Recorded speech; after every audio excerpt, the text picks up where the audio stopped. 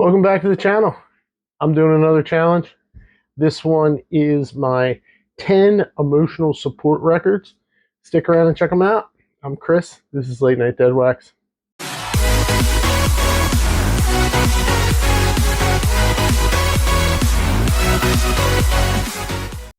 So this challenge here started with the top 2 take 2 challenge from Record Changer. It's not somebody I follow, not somebody I was aware of, but I saw this when Jen's Addiction did her version of it, where she added 8 more and called it her top 10 emotional support records, which of course got me thinking, well, there's a difference.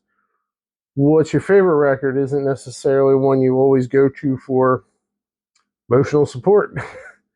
When times are good, when times are bad, whatever it is, when you need that record, it's not always your favorite, but it fits the moment and kind of scratches that itch, and it's exactly what you need at the time.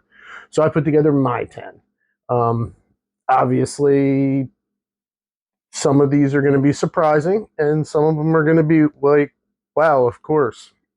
Starting with this one. Of course, I'm going to pick Fleetwood Mac Rumours. This is my favorite record of all time. It is start to finish a great record, and no matter what mood I'm in, you put this on, I'm in a better mood. If I'm in a good mood, I'm in an even better mood. If I'm in a bad mood, I'm in a good mood. This does it. And my other one that would have fell under the first 2, which would have been the top 2 take 2, would be Pretty Hate Machine, obviously. These 2 should be no surprise for anybody that knows me or anybody that's watched the channel. I've definitely brought these up many a times. I mean, 9 Inch Nails, Pretty Hate Machine. I judge every record based on this record. This is my favorite record. No, I'm sorry, my favorite album of all time. I kind of have a distinction there. I feel like this is a great album. It doesn't necessarily fall in the constraints of a vinyl record, where I feel Fleetwood Mac Rumours is my favorite record, because there's nothing better than putting that on and letting side A finish and then flipping it over and going through all of the songs there, where I believe that Pretty Hate Machine's more of a, I mean, it was in the digital age when it came out. It was basically made for CD, happened to get pressed on vinyl. Rumours, obviously there was no CDs then. It was made to be on a record. Anyway, let's get back to that 10. Next up, Norah Jones, Come Away With Me. I love this album, and I love her voice, her piano. Everything she does is gold, and this always puts me in a better mood. And yeah, Norah Jones. This shouldn't come as a surprise either. Next one, Durry, Suburban Legend. This is a real recent one. This is only a couple years old. I've been singing the praises of Durry all summer long. Their newest one was my album of the summer, but this one, this is a solid record, and just kind of hits that moment in life, the kind of coming of age, and it's just such a great record, and everyone should check it out. Next up, another one I've showed on my channel before. It is Oscar Peterson's The Sound of the Trio. I still love this record. The very first video I did where I talked about the first International Jazz Day, and when I started the channel, this was one of the ones I pointed out. It is a fun, great record, and it's more than just background music, but it makes great background music. This is one you can put on at any time, and it's just an awesome record. Next up, Frank Sinatra. I went with the greatest hits. I have, like a lot of record collectors, I have quite a few Frank Sinatra records. These are the kind of records that you see at thrift stores and yard sales, and you go, oh, Frank Sinatra for $1? Don't mind if I do. So I went with the greatest hits just because this was kind of covered all of the bases, and this is one that I think I kind of reach for a little more often. I try to stay away from double records, just because it doesn't really seem fair.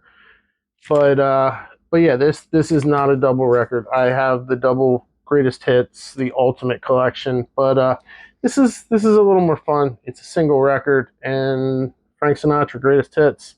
And here's one, Carole King, Tapestry. I know I brought this up before, but this is a record that I think everybody loves. And if you don't, then I don't think you've listened to it. And I don't mean that in a condescending way. I just really believe that a lot of people know this record and don't know that they know this record. One of the top 10 greatest selling records of all time. It may have fallen out, but it was up there. I mean, this sold. Like, there's a reason why you can find these everywhere. And there's a reason why I got like 3 copies in my house. It's just a great record. Puts you in a great headspace and great songwriting. It's Carole King. It's Tapestry. And for the second video in a row, I get to pull out Purple Rain. I have most of the Prince records. I love Prince. That's no secret. I've stated that many a times. And this was the one. This was the one that, you know, at that point in my life when this record came out, I was young and impressionable. And obviously, some of the ones that came before were a little over my head, but not Purple Rain. Like, that hit the sweet spot. And God, I remember feeling like such a badass listening to Darling Nikki off of this, but what a great record. And it was just the pinnacle of the 80s, in my opinion. This is just such a great record. Purple Rain. And now we have Soul Asylum. I went with Gravedancers Union. I'm a big Soul Asylum fan. I have a lot of their stuff. This is a good example of, this is my favorite record from them. It's not always the one I reach for, so to call it my emotional support record is, I mean, it's kind of a stretch, only because usually I reach for one of their live ones, but their live ones are double records. And like I said, I wanted this to just be single records. That moment where you sit down and 20 to 24 minutes later you get up and you flip it over, and 20 to 24 minutes later you might do it all over again. And this would be the record that I do that with. And the last of my top 10, how can you have a top 10 list of records without having a Beatles record? And I went with Rubber Soul.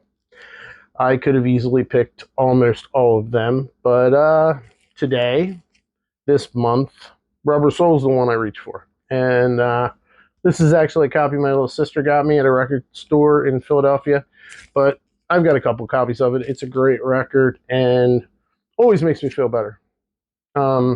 Yeah, and this was such a turning point for the band, too. I'm not going to tell you anything you don't already know about Rubber Soul, but great record. So that's it. That's my 10 emotional support records.